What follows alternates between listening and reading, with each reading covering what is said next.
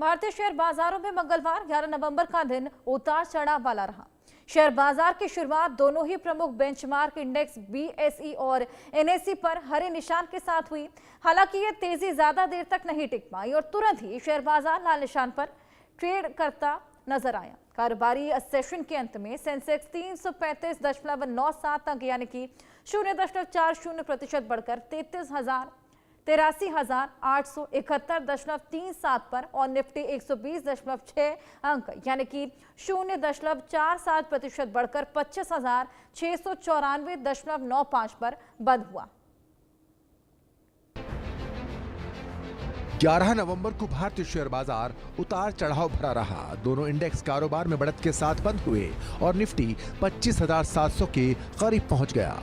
Share बाजार की शुरुआत दोनों ही प्रमुख बेंचमार्क इंडेक्स बीएसई और एनएसई पर हरे निशान के साथ हुई। हालांकि ये तेजी ज्यादा देर तक नहीं टिक पाई और तुरंत ही शेयर बाजार लाल निशान पर ट्रेड करने लगा।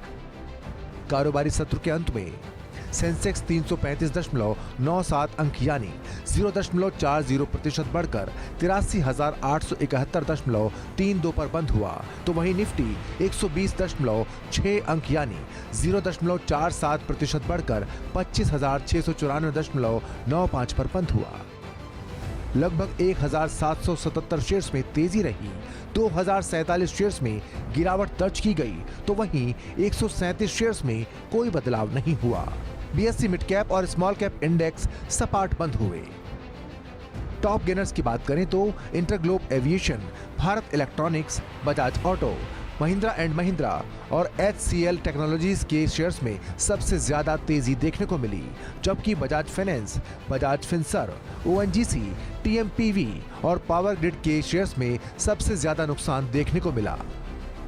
सेक्टोरल इंडेक्स पर नजर डालें तो पीएसयू बैंक हेल्थ केयर में 0.3% की गिरावट दर्ज की गई, जबकि टेलीकॉम इंडेक्स में 1.5% की, आईटी इंडेक्स में 1%, तेल और गैस इंडेक्स में 0.7%, ऑटो इंडेक्स में 1% और मेटल इंडेक्स में 0.6% की बढ़त हुई। Business desk, India news.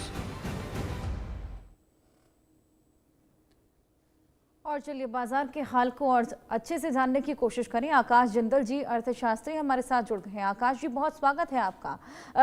लगातार ये उतार चढ़ाव मार्केट में बरकरार है, क्या कुछ फैक्टर्स हैं जो इतना ज्यादा इस मार्केट को इम्पैक्ट कर रहे हैं? देखिए, ग्लोबल फैक्टर्स का एज एन इकोनॉमिस्ट मैं कहूंगा मार्केट्स के ऊपर बहुत मेजर इंपैक्ट पड़ रहा है। आज अमेरिका के इंडेक्स की बात करें, डाउ जोन्स काफी उछला हुआ है, लेकिन अमेरिका में जो गवर्नमेंट शटडाउन है वो लगातार ग्लोबल इकोनॉमी को तकलीफ दे रहा है। यूएस के लिए काफी नुकसान हुआ है। अब ये बार बार उम्मीद की जा रही है, संभावना जाहिर की जा रही है कि when does the shutdown end, तो that's the million rather the trillion dollar question कि शटडाउन कब खत्म होगा और क्या फ्यूचर या पोटेंशियल शटडाउन के लिए फंडिंग या एड किस तरीके से आएगी या इस शटडाउन के लिए किस तरीके से आएगी, क्योंकि यूएस की इकोनॉमी के कई एरियाज को उससे नुकसान हुआ है। यूएस की बात करें, यूएस ने टैरिफ्स लगाए, टैरिफ के बाद ये था कि वहां जॉब्स बढ़ेंगी, लेकिन हुआ उल्टा। यही मेरी ऑर्गेनाइजेशन आकाश जिंदल डॉट की प्रेडिक्शन थी। शुरू में ही जब टैरिफ लग रहे थे अप्रैल में, वहां जॉब्स में छटनी हुई है। हिंदुस्तान की बात करें, हिंदुस्तान में काफी अच्छी डिमांड और कंजम्पशन बढ़ी हुई है। वहीं चाइना की बात करें, चाइना डिफ्लेशन से इन्फ्लेशन की तरफ आ गया है, बट अब यूएस चाइना में रेयर अर्थ मिनरल की डील क्या हो पाएगी, ये एक बहुत बड़ा सवाल है। तो कहीं ना कहीं जो आपने उतार चढ़ाव की बात कही, एज एन इकोनॉमिस्ट मेरा मानना है कि ग्लोबल इकोनॉमी से जो न्यूज फ्लो है वो अच्छे नहीं आ रहे हैं। ग्लोबल इकोनॉमी से डिस्टर्बिंग न्यूज फ्लो आ रहे हैं। ये जो यूएस का शटडाउन है, इतने दिन तक चलना, कहीं ना कहीं ऐसी अवस्था में जबकि global economy already slow down का शिकार थी, वो तकलीफ पैदा करेगा ग्लोबल इकोनॉमी के लिए।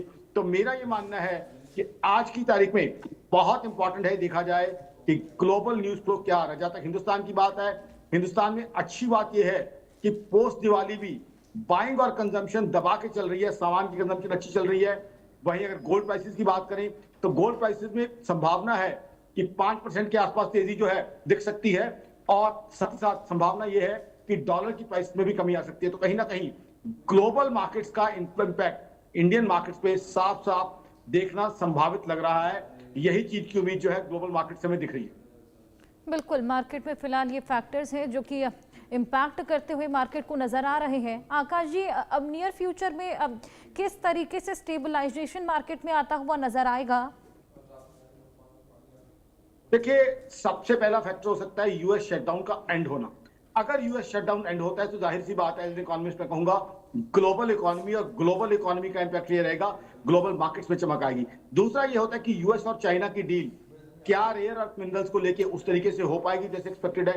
तीसरा ये है करेंसीज का फ्लक्चुएशन, डॉलर के साथ जो हो रहा है क्या वो चलता रहेगा या उसमें विराम लगेगा, ये भी एक बहुत इंपॉर्टेंट सवाल आ जाता है। तो कहीं ना कहीं ये ग्लोबल फैक्टर्स हैं कई, क्योंकि आज की तारीख में क्या हो रहा है, टैरिफ की वजह से ग्लोबल इकोनॉमी स्लोडाउन की तरफ क्लियरली बढ़ रही है, ऐसा साफ दिख रहा है। तो यूएस शटडाउन जो है आज सबके लिए सबसे इंपॉर्टेंट बना हुआ है, ना सिर्फ यूएस में बल्कि पूरी ग्लोबल इकोनॉमी। जहां तक हिंदुस्तान की बात है, हिंदुस्तान के लिए खुशी की बात है, देखिए टैरिफ के बावजूद अक्टूबर में फॉरेन पोर्टफोलियो इन्वेस्टमेंट ने दबा के बाइंग की है। तो इसमें हिंदुस्तान की इकोनॉमी की दमखम स्ट्रेंथ दिख रही है। खास जो जीएसटी 2.0 लॉन्च हुआ उसका इंपैक्ट भी रख रहा है, क्योंकि ना सिर्फ नवरात्र में बाइंग हुई, ना सिर्फ प्री दिवाली डे में, पोस्ट दिवाली भी वो बाइंग कंटिन्यू रह रही है। तो इसका मतलब क्या है, हमारी जीडीपी ग्रोथ बढ़ने की क्लियर कट संभावना है, जॉब अपॉर्चुनिटीज हिंदुस्तान में बढ़ रही है। तो कहीं ना कहीं मैं ये कहूंगा आज ग्लोबल इकोनॉमी का हिंदुस्तान की इकोनॉमी के साथ डिस्कनेक्ट है। हिंदुस्तान की इकोनॉमी से लगातार पॉजिटिव क्यूज देख रहे हैं, बट सवाल है कि ग्लोबल इकोनॉमी क्या हमें पॉजिटिविटी के संकेत दे पाएगी, ये एक बहुत बड़ा सवाल है। और इसी की तरफ जो आपका क्वेश्चन है, यही उसका आंसर है कि हमें ग्लोबल इकोनॉमी की तरफ टकटकी लगा के देखना है कि वहां से क्या क्यूज आते हैं, खासकर यूएस की तरफ। उसके अलावा यूरोप से कहें, यूरोप से ज्यादा अच्छे समाचार तो है नहीं है। हम सब जानते हैं 2023-2024 जर्मन इकोनॉमी ने नेगेटिव जीडीपी ग्रोथ हमें दी है।